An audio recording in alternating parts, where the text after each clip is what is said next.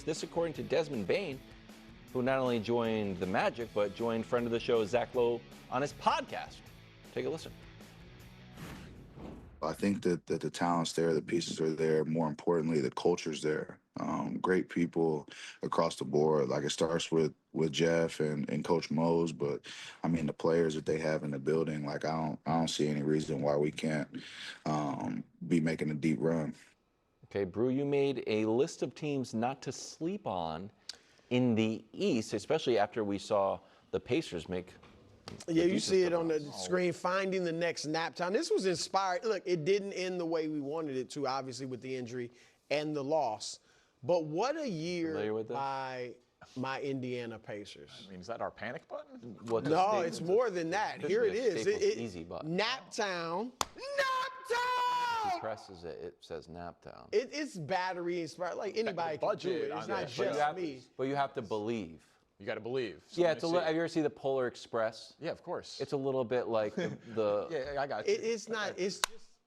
I don't believe. No, it's batteries in there. It's not any. That's what helps him sleep at night. Naptown! Wow. He doesn't believe. A true believer. He definitely did not believe. Okay. And there it is. So there all you right. go. But that's what inspired this segment, Naptown. So I'm not saying these teams are getting to the final. No. I'm just saying, don't be surprised. Naptown was a 4 seed, right? Nobody picked them to get to the NBA Finals. So just maybe a deep playoff run surprise you. You wake up in late May and, wow, they're still there. What the heck? They got a shot. All right, so here we go. It's from least likely to most likely. It's just a list. Yeah. So number 3. In erasable pen. The Atlanta Hawks. The Hawks. Now, Nick waxed poetic about loving their trade with the Pelicans on draft night, and he was right. I mean, that was a great move. Next year, they'll have a great draft pick courtesy of the Bucks or the Pelicans. But very nice coach in Quinn Snyder. He's a good coach. Trae Young, I think, is maturing. And so I like Trae. And Trae, look, until Halliburton came along, Trae was like clutch, right? Now, not as much because we've seen Halliburton, but still a clutch player. Jalen Johnson, remember, he's basically 20-10, and he missed most of last season. So he will be back. Dyson Daniels, gotta love him. Yeah. You know, top defender in the league, almost won Defensive Player of the Year. They got Porzingis. Now, Porzingis obviously health. But if he's healthy, if Porzingis is healthy, I like that. And then I didn't even mention Zach Ricochet. The rookie last year played, got better as the season went on. So I just think Atlanta is building something. And so I think the Hawks could be frisky. Okay. All right, at number 2, Detroit. Cade is a budding superstar. Cade Cunningham might end up in club superstar next year. Jaden Ivey missed most of the season, can shoot the 3, will work perfectly with Cade, I believe. And then that team, J.B. Bickerstaff's built a great culture. But at that team, I think the experience of what they went through against the Knicks is just going to make them that much more confident and better. So I like Detroit to be dangerous next year, too, in the Eastern Conference, which is wide open. And then number 1, Wilds. Wow. You picked the wrong year. That was your team. I know. I can't believe. Now, you still got time, but you've just thrown them away. Well, what?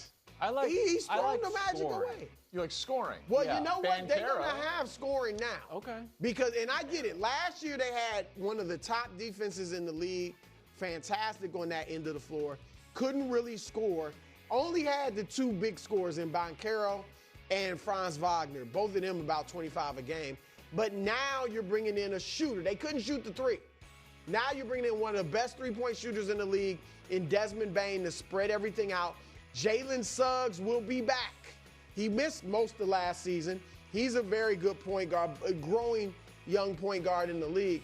I'm telling you, I like what they got brewing in Orlando. Okay. Teams not to sleep on. So, yeah, Orlando, I think, they're the 3rd favorites. Like, look at the odds, go to a gambler. So I don't think that's a leap at all. Bane is one of the best 3-and-D guys in the league. Like you said, fit. He would fit on any team, right? That's the way the league is going. But obviously he addressed their biggest issue of need. They were the worst three-point shooting team in basketball. You bring in one of the best. That's going to help. I need to see a little bit more from Atlanta. But that team in the middle there, the Pistons, they, other than Oklahoma City, who won it, they were the youngest team in the playoffs. And Cade Cunningham, all of a sudden you looked up and it was like, he finished with 25 and 9. Yeah. 9 assists. Like Malik Beasley, most three-pointers. Stewart, Duren, they've got size. Ivy, like, we'll see. Like, are they going to just develop him or are they going to flip him? Because that's a very valuable asset. Like, they can do whichever they want with him if they feel like that's ultimately not the long-term fit there. So I actually thought that Detroit was like a sleeper KD team because I think they're like a piece away from actually really taking that leap. But they might have the second best player in the East right now in Cade Cunningham by next year. And so the only team that I think you left off the list is the team with the first best player in the East. I don't understand why Giannis cannot carry the precedent that you said was, I'm not saying the NBA Finals. I'm just saying make a run. I'm just saying play in the second round.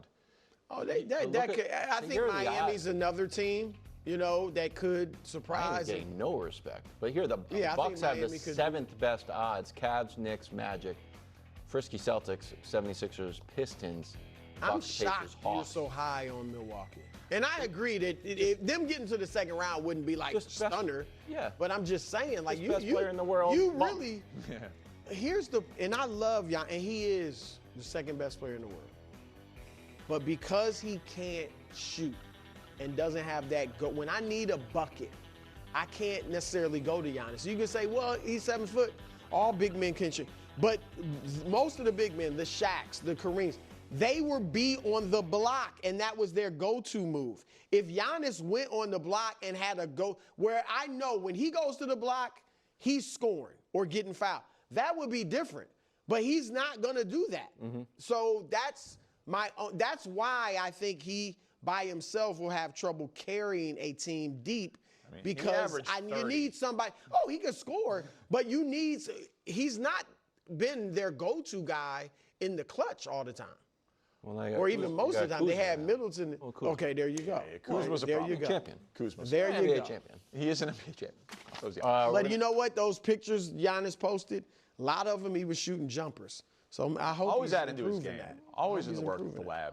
We'll stay in the East where Joel Embiid is expected to be back for training camp. We've got a double dose of Zach Lowe here, who says the Sixers need to start working on Maxi's timeline. Take a listen. I think walking into a situation like this is great. I agree with you that the Sixers would have been open to trading down, not far down, because as this selection evinces and what I've been saying all along, nothing can be done anymore on Joel Embiid's timeline. Every decision they make has to be on Tyrese Maxey's timeline. Your reaction? That was good. He's right. Joel Embiid, unfortunately, has reached the point of his career where it feels like if he has more dominant years in him, it is going to be more of a surprise than what you can count on. Yes. And that is not because of his skill set or even his age. Because we look at Joker and he's going to have 3 or 4 or 5 more dominant seasons. We look at Giannis, he's going to have 3 or 4 or 5 more dominant seasons. But we don't look at Embiid that way. And when he is healthy, no one performs statistically like Jokic does, but Embiid is an MVP. He's a defensive force. He's a 28 to 30 point per game scorer. He draws fouls. He's a matchup nightmare. He can hit the three. You can put the ball in his hands at the end of games. Yep. He's come up short in the playoffs sometimes, but that's mostly been team stuff, not on him. So I think Zach Lowe is objectively correct, and that's why Philly is going to be one of those wide range of outcome teams. Like if Embiid has a season where he plays 65 games and is healthy for the postseason, they absolutely can make noise in the Eastern Conference. Yeah. But no one would bet on it. No one would bet on it. Yeah, I hate to say this because Joel Embiid is, when healthy, one of the most skilled big men we've ever seen. Like his mid-range jump shot is just fantastic. He is truly great when he plays. But I have lost all faith in Embiid and the Sixers.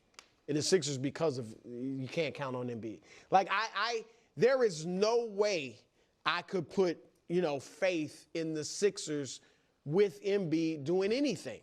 All right, because the last 2 years he's played 58 games total. Right. Total, the last 2 years. And we know even last year in the 2019 games he played, everything was down. Now maybe it was injury, but like you said, he is an old 31. Like he averaged 24 points last year, 8 rebounds, 44% shooting, I think. Like, and again, I get it, he was banged up, but those were his numbers.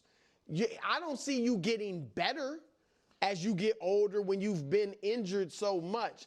And I think, and you mentioned his playoff problems. It isn't all the team. Not all of it. His numbers drop a lot in the playoffs, and I think it's because he's always playing at 75% in the playoffs. Yep. Like he's never fully healthy come playoff time. So he's a phenomenal player when healthy, but I have no faith in him being close to 100% come playoff. You think he's a Hall of Famer? I was thinking about this as we was putting together my. Insta no. He's an MVP. No other MVP is not in the Hall of Fame. Right. It's easy to get. I hear you because I was like, nah, but. No. Basketball Hall of Fame's easy to get into. Okay, do you win an MVP, you're automatically in? Every MVP? Every MVP. I mean, think of the people that win MVPs are generally, every once in a while. And I can't think of one that had their career. Walton won a championship. He was more injury prone than even Embiid, but people think Derrick win a Rose ring. will be the first not to get in as an MVP. A Rose, and that'll be. Yeah, and I don't feel like Rose is a Hall of Famer. He deserves to be. Rose. Really? Yeah. Impact on the sport. But I'm a huge. What was the impact on the sport, though? The athleticism of the point guard position changed the way we viewed how that could be done. Yeah. Look, he was phenomenal when healthy. I like Derrick Rose, but That's a good one, though. That's the question. Do you automatically put an MVP in? He's also the youngest MVP If not, MVP then in maybe history. both of them wouldn't be in. Drake May dethroning the Prince next. That's more of a fan vote. It is. Love Derrick Rose. Yeah. What makes a carnival vacation fun? It's a little bit of everything